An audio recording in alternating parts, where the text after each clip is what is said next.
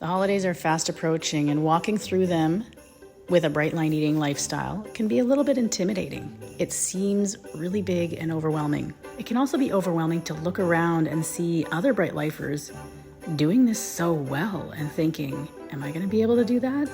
They make it look so easy. Is it really that easy? It doesn't feel easy to me.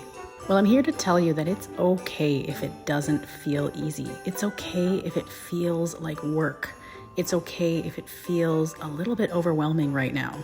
It's okay if your bright line eating journey feels a little bit like the elephant in the room that nobody's talking about. It's okay for you to look at this Christmas up close and personal through your own lenses and not anyone else's perspective.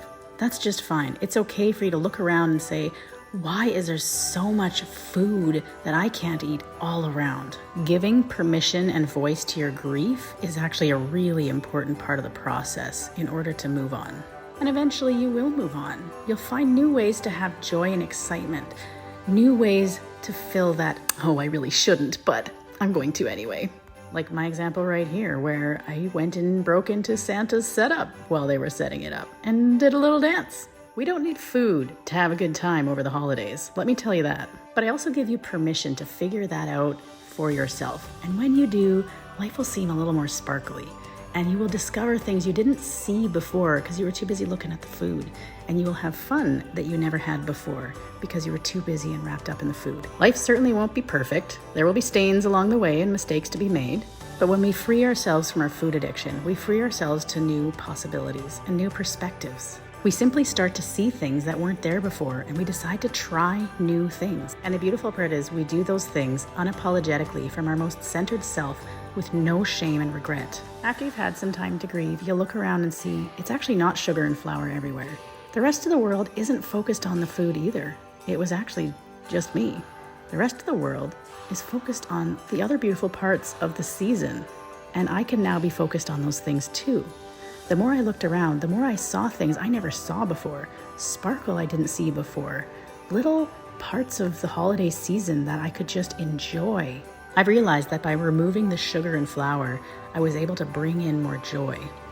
And when I was able to just get out of my own head, I was able to see that all around me were messages that the world was screaming at me that I was just missing entirely. Messages of comfort and messages of joy. Give a hug. Give a smile, share your sparkle, and none of those messages had anything to do with food. They had everything to do with joy.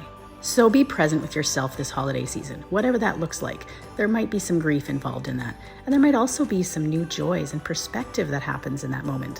When we just take a moment to stop and get up close and personal with ourselves, we begin to see the enormity of what we can accomplish and what we can do with our holiday season. We begin to notice that in the absence of our addictions, we can actually shine brighter, just like Christmas lights shine brighter when it's dark out.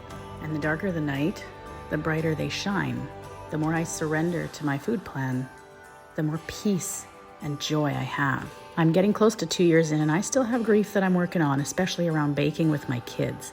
But the more I surrender, the brighter my season really is. Because I haven't done that baking, I've had time to make ornaments with my kids, do snow angels, take up a new hobby with watercolor, build a fire and enjoy it, bought some essential oils to ring in the season, enjoyed hilarious memes about the season, found some merry and bright mugs, and just spent more time with my kids. So which one has more value? The food I gave up, or everything that showed up after I let it go?